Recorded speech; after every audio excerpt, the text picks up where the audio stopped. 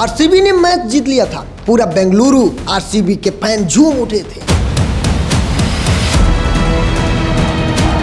लेकिन चिन्नास्वामी स्टेडियम में कुछ ऐसा हुआ जो आईपीएल के इतिहास का सबसे बड़ा दुखदाई पल बन गया।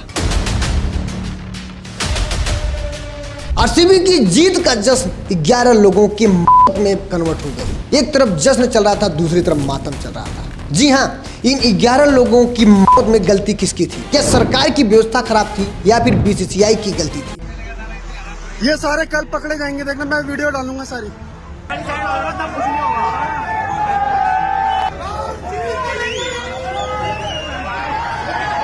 या फिर पूरा का पूरा एक प्लान था? इसके बारे में हम विस्तार से चर्चा करेंगे इस वीडियो में, क्योंकि एक तरफ फ्री क्रैकर, म्यूजिक और डांसिंग, दूसरी तरफ था स्ट्रेचर, एम्बुलेंस और अफरा तफरी। कुछ लोगों की सांसें गिनी जा रही थी, कुछ लोगों को ऑक्सीजन नहीं मिल पा रहा था, इतना ज्यादा भीड़ था। जो रीजन मैं आपको बताने वाला हूँ इनकी मौत का, उसे देखकर आप भी सोचोगे क्या ये क्रिकेट का जश्न था या फिर एक मैनेजमेंट का फेलियर का एग्जाम्पल। आरसीबी की जीत का जश्न देखने के लिए चिन्नास्वामी स्टेडियम में लोगों का जुनून आउट ऑफ कंट्रोल हो गया था। लोग फ्रेंचेस पार करने लगे थे, झंडे लेकर दौड़ने लगे थे, कुछ लोग तो सिक्योरिटी गेट तक तोड़ने को तैयार थे।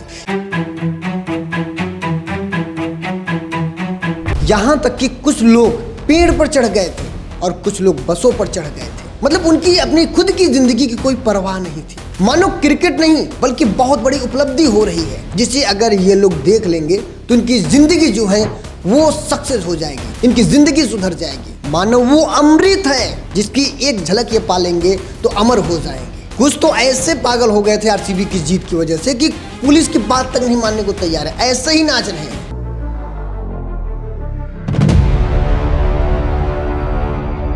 अब देखो कैसे ये भगदड़ मची। पहले आपको एक चीज समझाते हैं। स्टेडियम के अंदर और बाहर भीड़ ज्यादा हो गई थी, कुछ लोग भीड़ की वजह से दब गए थे। एक रिपोर्ट के मुताबिक ज्यादा लोग एग्जिट गेट पर एक साथ निकलने लगे थे और वहीं हुई सबसे बड़ी भूल।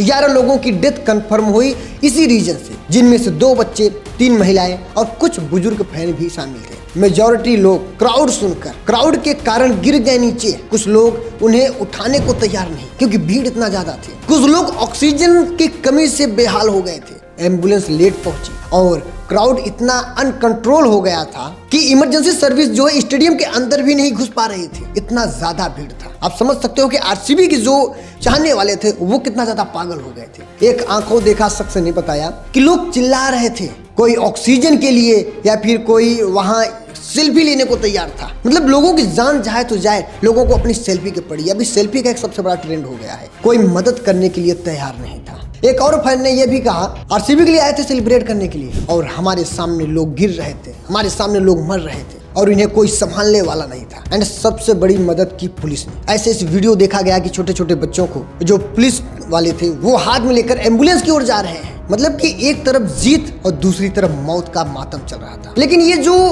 जीत का जश्न था ये रुकने वाला नहीं था, क्योंकि ये भीड़ होती कौन है उनके लिए? क्रिकेटर का आप हो कौन? आप ही लोग क्रिकेटर को भगवान बनाए, क्रिकेट को एक बहुत बड़ी उपलब्धि बनाए जिसमें आपकी जान जाती है, आपका जीव जाता है, आपका पैसा जाता है, सब कुछ आपका जाता है। कमाते वो हैं, जश्न वो मनाते हैं, जीतते वो हैं। आपको क्या मिलता है? एक मजा, छोटा सा कि यार फलाने जीत गए। उस जीत में आपका कोई लेना देना नहीं है। नहीं, ऐसा नहीं आपका घर चल जाएगा, आपका परिवार उसमें गुजर बसर हो जाएगा, कुछ नहीं। यह सिर्फ आरसीबी या स्टेडियम अथॉरिटी की नहीं है बल्कि पूरे सिस्टम की जिम्मेदारी थी।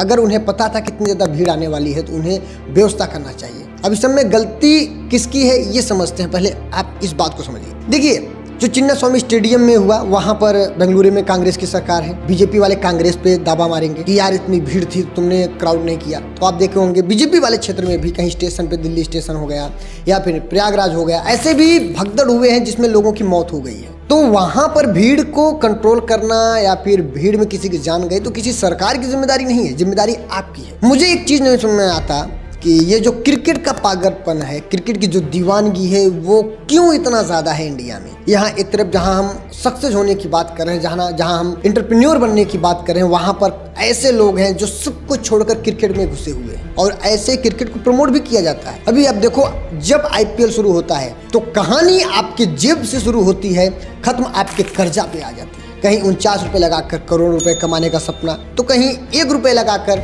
आपको करोड़पति बनाने का सपना। और अगर आप पैसा नहीं लगाते हो तो क्रिकेट देखते हो, क्रिकेट देखते हो तो उनके ऐड को देखते हो, उस ऐड रेवेन्यू से कमाते हैं फ्रेंचाइजी वाले, उस ऐड रेवेन्यू से कमाते हैं क्रिकेट टीम के ओनर। उसमें आपका क्या जाता है? लाखों में से किसी एक को 10-20-50 लाख रुपए मिल गया बस। लेकिन मौत किसकी होती है? आपकी।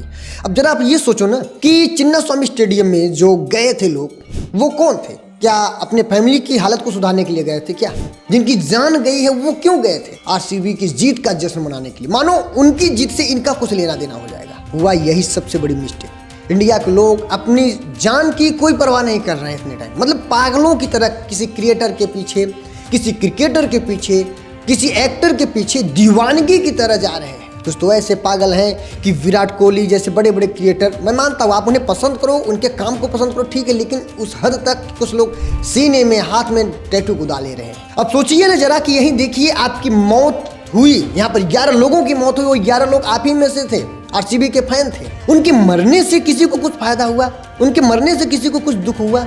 विराट कोहली ने ट्रॉफी नहीं ली कि विराट कोहली वहां पर जश्न में नहीं गए, कोई फर्क नहीं पड़ने वाला। यहाँ 11 लोग मरे तो मरे, लेकिन वहां जश्न चल रही थी, वो भी जरूरी थी क्योंकि उसी के लिए सबने मेहनत किया था। वो अपनी जगह सही है, ठीक है, लेकिन आप देखो वो अपने इंस्टाग्राम पे अपनी जीत का जश्न मना रहे हैं, लेकिन 11 लोग जो मर गए हैं उनके लिए क्या? हाँ, अभी सरकार ने और बीसीसीआई ने कहा कि हम 10 लाख देंगे मृतकों को, और जो घायल हुए हैं उनको हम फ्री में इलाज कराएंगे। लेकिन सोचो कि जहां एक एक टीम हजार करोड़ रुपए कमाई कर रही है, केवल आईपीएल आप देखोगे तो हजारों करोड़ों में कमाई हुई, वहां पर 11 लोगों को 10 लाख दे देना, मतलब 1-1.5 करोड़ में निपटा देना। वो भी मिलेगा कब मिलेगा उसकी कोई गारंटी नहीं है। अनाउंसमेंट तो बहुत ज़्यादा होता है, आपने काफ़ी दंगे देखे होंगे, बहुत सारी ऐसी घटनाएं हुई हैं इंडिया में जिसमें अनाउंसमेंट तो हो जाता है, लेकिन रियलिटी में ग्राउंड लेवल पे आप देखेंगे तो कुछ ही हद तक वादे पूरे होते हैं। तो मान लो 10 लाख बीसीसीआई देने का वादा करती है, सरकार भी साथ में है, लेकिन उससे जो लोगों की जान गई है इतनी आज की महंगाई में, 11 लोगों की कीमत,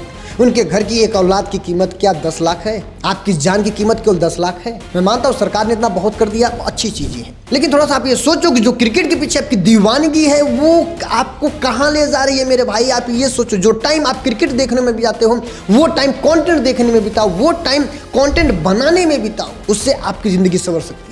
वो कंटेंट आप अपनी स्टडी में, अपने एंटरप्रेन्योर बनने में लगाओ, जिससे आपका फैमिली बन सकता है। लेकिन नहीं, ऐसे ऐसे लोगों को मैंने देखा है यहाँ पर गाड़ी चला रहे हैं, ड्राइव कर रहे हैं, आईपीएल आ रहा है, क्रिकेट देख रहे हैं, हो क्या रहा है? Road accident. बाइक से चला रहे हैं लोग, ईयरफोन लगे सुन रहे हैं, बाइक चला रहे हैं, हो क्या रहा है? Road accident. उसमें आपकी जान जा रही है, उनका कुछ नहीं जाने वाला। एक शराब की तरह हो गया है क्रिकेट, जो चंद पलों में आपको थोड़े से सेटिस्फेक्शन मिलता है बस, बाकी आप देखेंगे खुद बैठ के आगे पीछे कोई फायदा नहीं होने वाला।